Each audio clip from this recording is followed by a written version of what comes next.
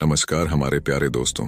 यह बात आज जान ली तो आप जीवन में कभी भी दुखी नहीं रहेंगे। तो जीवन में असंभव कुछ भी नहीं है और जब जागो तब सवेरा होता है। अगर आपको ये लगता है कि मैंने बहुत से बुरे काम किए हुए हैं और अब इन गलत कामों को सुधारने के लिए कोई भी विकल्प नहीं है, तो आपको गौतम बुद्ध के जीवन की ये कहानी एक बार अवश्य सुननी चाहिए। तो दोस्तों, मेरी motivate for eat YouTube channel में आप सभी को दिल से हार्दिक स्वागत है। चलिए कहानी को शुरू करते हैं। एक दिन बुद्ध श्रावस्ती के ही एक गांव में भिक्षाटन के लिए पहुंचने हैं। जब बुद्ध गांव में प्रवेश करते हैं तो देखते हैं कि पूरे गांव में सन्नाटा छाया हुआ है। दूर दूर तक कोई व्यक्ति नजर नहीं आ रहा था। बुद्ध उसे गांव के पहले द्वार पर जाते हैं और कहते हैं, भिक्षम देहि, परंतु भीतर से बाहर कोई नहीं आता। बुद्ध दूसरे द्वार पर जाते हैं परंतु कोई दरवाजा नहीं खोलता।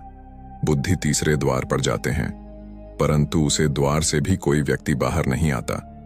फिर अचानक से एक दरवाजा खुलता है जिसमें से एक व्यक्ति बाहर निकलता है। वो जल्दी से बुद्ध का हाथ पकड़ता और उन्हें अपने में ले जाता है और कहता है, क्षमा करें बुद्ध, परंतु इस समय आप बाहर नहीं जा सकते।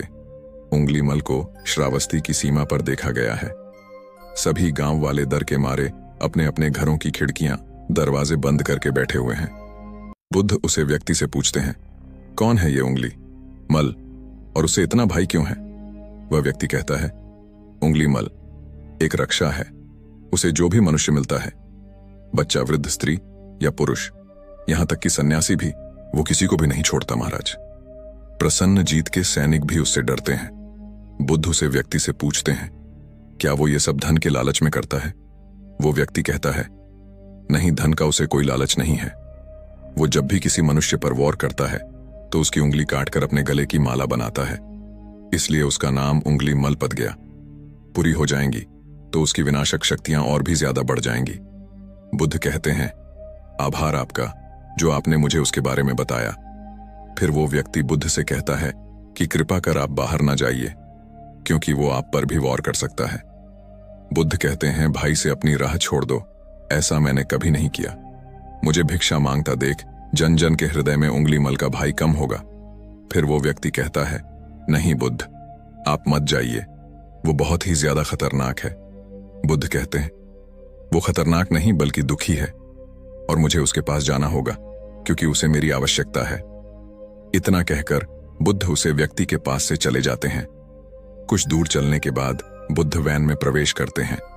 वैन में चारों ओर एक सन्नाटा छाया होता है। दूर दूर तक ना तो कोई मनुष्य और ना ही कोई पशु पक्षी दिख रहा होता है, परंतु बुद्ध अपने मार्ग में आगे बढ़ते रहते। अचानक बुद्ध के सामने उंगली मल आकर खड़ा है। उसका रूप इतना डरावना होता है कि कोई भी व्यक्ति उसे देखकर ही भयभीत हो जाए। उसके गले में उंगलियों की माला होती है, चेहरा और हाथ रक्त से साने होते हैं और शरीर बलशाली होता है। उसका रूप इतना भयानक होता है कि किसी भी साधारण व्यक्ति के प्राण तो उसे देखते ही निकल जाए, परंतु बुद्ध पर उंगली मल के इस डरावने रूप का कोई भी असर नहीं होता। बुद्ध कुछ क्षण तक एक शांत मुस्कुराहट के साथ उंगली मल की तरफ देखते हैं और फिर उसकी बगल से निकलकर अपने मार्ग में आगे बढ़ जाते हैं। बुद्ध को ऐसा करते देख उंगली मल को यह समझ नहीं आता कि उसके साथ ये हो क्या रहा है। वह मैन ही मैन सोचता है कि मुझे देखकर लोग यहां तो भाग जाते हैं या मुझे देखकर ही मार जाते हैं या फिर मुझसे अपने प्राणों की भीख मांगने लगते हैं। मैंने कई सन्यासियों को भी मारा है, परंतु मैंने आज तक कोई ऐसा कभी नहीं देखा जो मुझे नजरअंदाज करके अपने मार्ग में आगे बढ़ जाए। या तो इसने मुझ में पर ध्यान नहीं दिया होगा या फिर हो सकता है कि यह देख ही ना सकता हो, परंतु मुझे इससे क्या, मुझे तो अपनी उंगलियों की माला पूरी करनी है। कुंडली मांग बुद्ध को आवाज लगता है। इस साधु रुक फिर भी बुद्ध उंगली मल को नजरअंदाज करते हैं और अपने मार्ग में आगे बढ़ते रहते हैं। उंगली मल और ज्यादा क्रोध में भरकर बुद्ध को आवाज लगता है। ये साधु रूप फिर भी बुद्ध उंगली मल को फिर से नजरअंदाज करते हैं और अपने मार्ग में आगे बढ़ते हैं। उंगली मल तीसरी बार बहुत ही ज्यादा क्रोध में भरकर आवाज लगता है। इस सधुरु फिर बुद्ध रुकते हैं। उंगली मल बुद्ध के पास जाता है और कहता है, मेरे आदेश देने के बाद भी तू रुका क्यों नहीं? बुद्ध कहते हैं, मैं तो बहुत पहले ही रुक चुका हूं। तुम ही चलते जा रहे हो।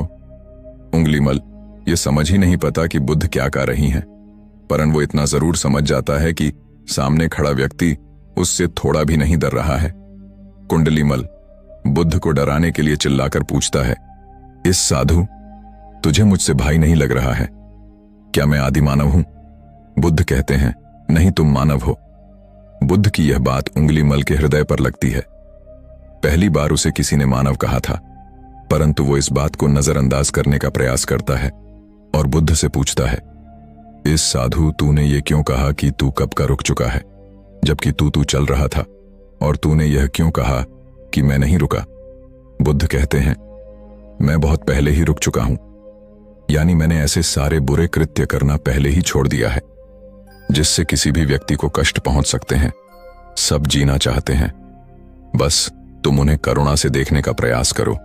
बुद्ध के यह शब्द दोबारा से उंगलीमल के हृदय पर चोट करते हैं, परंतु वह दोबारा से बुद्ध की बातों को नजरअंदाज करने का प्रयास करता है और कई बार वह और क्रोध में भरकर बुद्ध की गार्डन पर अपनी कटारी रख देता है, जिससे वो लोगों की हत्या किया करता था, और बुद्ध से चिल्लाकर कहता है, नहीं, मानव में ना तो प्रेम है और ना ही करुणा है, सिर्फ छल और कपट है।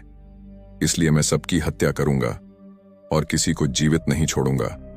बुद्ध कहते हैं, तुम्हें लोगों ने बहुत दुख दिया है उंगलीमल कुर्ता। मनुष्य अज्ञान के कारण ही करता है।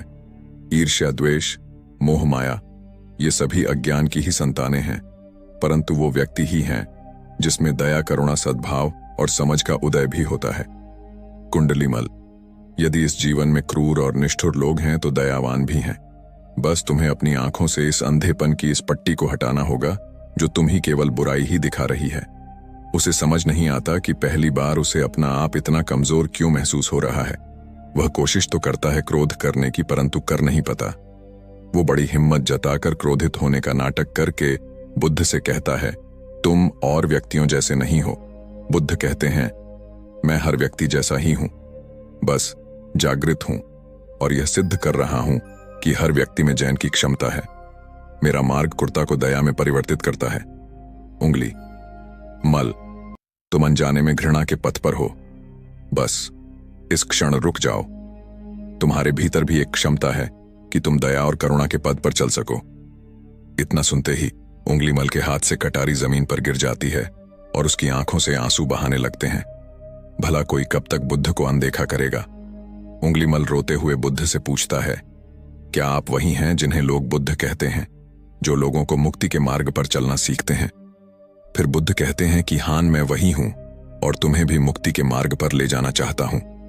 फिर उंगलीमल कहता है, परंतु मैं अब बहुत दूर निकल गया हूं। मैंने बहुत हत्याएं करी हैं और बहुत पाप करें। मैं अब शाहकार भी वापस नहीं लौट सकता और मेरा वापस लौटना अब असंभव है। बुद्ध कहते हैं, असंभव कुछ भी नहीं, जब जागो तभी सवेरा। कुंडलीमल कहता है, मैं अब उन्हें जीवन की ओर नहीं मोड़ सकता, बहुत देर हो चुकी है। बुद्ध कहते हैं, तुमने इतनी चेतना है कि तुम जानते हो कि जो तुमने अब तक किया वह बुरा था। इसका अर्थ यह है कि तुम जानते हो कि क्या अच्छा है और क्या बुरा है। उन्हें मल, जिस दिन से तुमने अच्छा कार्य करना शुरू कर दिया उसे दिन से तुम्हारा एक नया जीवन शुरू हो जाएगा। फिर उंगलीमल कहता है, मैं कितने भी अच्छे कार्य क्यों ऐन कर लूं, परंतु लोग मुझे उसी दृष्टि से देखेंगे और मुझे चैन से जीने नहीं देंगे। बुद्ध कहते हैं, उंगलीमल, यदि तुमने हिंसा का मार्ग छोड़ा तो मैं तुम्हें मार दिखाऊंगा और तुम्हारा संरक्षण करूंगा और तुम्हें लोगों की घृणा से बचाऊंगा। बस पहला कदम तुम्हें ही उठाना होगा। उंगलीमल पूछता है, क्या यह हो सकता है? बुद्ध कहते हैं, अवश्य हो सकता है, तुमने असामान्य बुद्धि है। उंगलीमल, तुम परम सत्य के पथ पर बहुत आगे जाओगे। उंगलीमल रोते हुए बुद्ध के चरणों में गिर पड़ता है और कहता है, मैं आपको वचन देता हूं कि मैं सारी बुरे कृत्य करना छोड़ दूंगा और आपके पीछे करुणा के पथ पर चलना सीखूंगा। कृपा कर आप मुझे अपना शिष्य बना लीजिए। बुद्ध कहते हैं, मैं किसी को अपना शिष्य नहीं बनाता, बल्कि व्यक्ति स्वयं मेरे संग से जुड़ता है। उंगलीमल उसी समय बुद्ध का भिक्षु बन जाता है। बुद्ध का भिक्षु बनने के बाद उसका नाम अहिंसक पद जाता है। फिर बुद्ध ने जैसा उसका नाम रखा था और वो ठीक वैसा ही वह बन चुका था जब अहिंसक प्रथम बार अन्य भिक्षुओं के साथ एक गांव में भिक्षाटन के लिए जाता है तो गांव के कुछ लोग उससे बदला लेने के लिए उसे लाठी डंडों से पीटने लगते हैं। जब यह बात बुद्ध को पता चलती है तो वे तुरंत उसे बचाने के लिए उसके पास पहुंचने हैं और अपने शरीर को उन लाठी डंडों के बीच में ले आते हैं जो अहिंसक को पड़ रहे बुद्ध को देखकर वे गांव वाले डंडे और पत्थर मारना बंद कर देते हैं। सभी लोग बुद्ध से कहते हैं, बुद्ध क्यों आप इस हत्यारे उंगलीमल की रक्षा कर रहे हैं? एन जाने कितने लोगों की जानें ली हुई है। इसने बुद्ध कहते हैं, अब यह उंगलीमल नहीं है बल्कि इसका नाम अब अहिंसक है। अब यहां आपकी ही तरह एक मानव है। वे गांव वाले कहते हैं, ऐसा आदमी कभी नहीं बदल सकता। बुद्ध कहते हैं, यह बदल चुका है, बस आप सब लोग इसे अपनी पुरानी दृष्टि से देख रहे हैं। यदि यह उंगलीमल होता तो क्या आप में से किसी ने भी इतना साहस या बाल होता कि कोई इसे एक उंगली भी लगा सके? यह आपका हर बार खाता रहा है और क्या इसने आप पर कभी पलट कर वार किया नहीं? क्या यह परिवर्तन आपको नहीं दिखा? आज इसने अपना लहू वहां से अपने सारे बुरे कृत्य धो डाले हैं। आप लोगों के द्वारा इतनी मार खाने के बाद भी इसकी आंखों में आपके लिए क्रोध नहीं है। क्या यह बदलाव आपको नहीं दिख रहा है? यह तो बदल गया, परंतु आप कब बदलोगे? इतने में ही उन गांव वालों में से एक स्त्री कहती है, यह परिवर्तन मैंने स्वयं देखा है। वो स्त्री गांव वालों से कहती है, आप में से कौन ऐसा है जो दूसरों के दुख में दुखी हो, दूसरों की पीड़ा से है? ना हो तो उसे हर प्रकार की सहायता प्रदान करें, और ऐसा इस भिक्षु ने किया है। 2 दिन पहले एक व्यापारी अपनी पत्नी को लेकर जा रहा था और उसकी पत्नी प्रसव पीड़ा से व्याकुल थी। तब मैं पास से ही गुजर रही थी, इसलिए मैं भी दौड़ी दौड़ी गई। उसे स्त्री की पीड़ा बढ़ती ही जा रही थी। घना जंगल होने के कारण उसे कहीं ले जाया कभी नहीं जा सकता था। तभी यह भिक्षु वहां पहुंचा और इसने मुझसे पूछा कि क्या हुआ बहन? मैंने इसे बताया कि यह स्त्री प्रसव पीड़ा में है और इस गाने वैन में हम कुछ कर भी नहीं पा रहे हैं। कब तक यह कष्ट भोगी, कहीं इसके और इसके बच्चे के प्राण ना चले जाएं। फिर इस भिक्षु ने मुझसे कहा कि ऐसा नहीं होगा, मैं अभी अपने गुरु के पास जाऊंगा, वे अवश्य ही कोई मार्ग दिखाएंगे। इतना कहकर यह भिक्षु दौड़कर वहां से चला गया।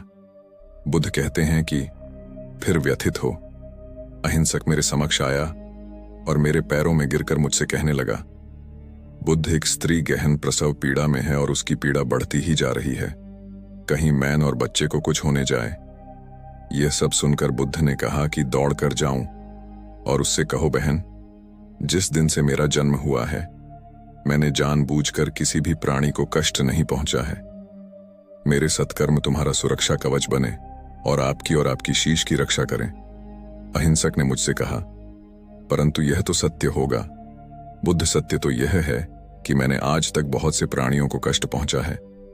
यदि मैंने ऐसा कहा तो वे माता और शिशु उसी क्षण प्राण त्याग देंगे। फिर बुद्ध ने कहा, तो तुरंत जाओ और उसे स्त्री से कहो, बहन जिस दिन से मेरा एक नया जन्म हुआ है मैंने सभी बुरे कृतियां को त्याग है और उसे दिन से मैंने किसी भी प्राणी को कष्ट नहीं पहुंचा है, और मेरे सत्कर्म आपका सुरक्षा कवच बने और आपके शिशु की रक्षा करें। फिर अहिंसक ने बुद्ध से पूछा कि क्या मेरी सत्कर्म उन्हें बचा लेंगे? बुद्ध ने कहा कि अवश्य यह तुम्हारी अपनी कमाई है, या तो तुम इसे अपने लिए बचाकर रखो या फिर किसी पराई पर खर्च कर दो। अपने कमाए सत्कर्म को किसी पराय पर न्यौछावर करने से पहले अहिंसक ने एक शर्त नहीं सोचा और वो उसी समय उसे स्त्री और उसके शिशु की जान बचाने के लिए वहां चला आया। वह स्त्री कहती है कि हाँ, यह भिक्षु दौड़कर वहां आया और अभी भी वो स्त्री गहन पीड़ा से जूझ रही थी। इसने अपने दोनों हाथ जोड़े और आंखें बंद करके कहने लगा, बहन जिस क्षण से मैं भिक्षु बना हूं उसे क्षण के बाद मैं कोई भी ऐसा कृत्य नहीं किया जिससे कि किसी भी प्राणी को कष्ट पहुंचे। मेरे सत्कर्म आपके लिए सुरक्षा कवच बने, आपकी और आपकी शिशु की रक्षा करें। और इतना कहते ही उसे स्त्री ने अपने बच्चे को जन्म दे दिया। फिर बुद्ध कहते हैं कि दूसरों के दुख से दुखी होने वाला यह व्यक्ति अहिंसक कैसे किसी को दुख दे सकता है? यदि यह भिक्षु मैन का सच्चा ना होता तो वह स्त्री कब के अपने प्राण त्याग चुकी होती। फिर अहिंसक ने बुद्ध से कहा है कि इन्हें मत रोकी बुद्ध, इन्हें मरने दीजिए और तब तक मरने दीजिए जब तक कि इनके मैन का क्रोध शांत ना हो जाए। फिर बुद्ध अहिंसक से कहते हैं, कर्म और गुनाह के भंडार हो तुम, आज तुमने अपने नाम अहिंसक को सिद्ध कर दिया। बुद्ध और उसे स्त्री गांव वाले कहते हैं, बुद्ध अहिंसक बदल चुका है और हमसे ही देखने में भूल हो गई थी। इस कहानी से हमें यह सीखने को मिलता है कि लोग सोचते हैं कि उन्होंने बहुत सारे गलत काम किए हुए हैं। अब इन गलत कामों को सुधारने के लिए कोई भी विकल्प नहीं है। इस पर गौतम बुद्ध कहते हैं कि चाहे आपने अब तक कितने भी बुरे काम क्यों ऐन किए हुए होंगे, लेकिन अगर आप एक विचार को अपने मैन में लेट हैं कि अब मुझे कुछ सही करना है, तो वही विचार आपके रूपांतरण का कारण बन सकता है। पर सबसे जरूरी बात यह है कि क्या आप पहला कदम उठाने के लिए तैयार हैं? ये कहानी आपको कैसी लगी? नीचे कमेंट बॉक्स में कमेंट करके जरूर बताएं और हमारे YouTube चैनल को सब्सक्राइब जरूर करें ताकि ऐसे ऐसे मोटिवेशनल वीडियो आप तक पहले पहुंचे। और दोस्तों, तब तक अपना ख्याल रखें। धन्यवाद। नमो बुद्धाय।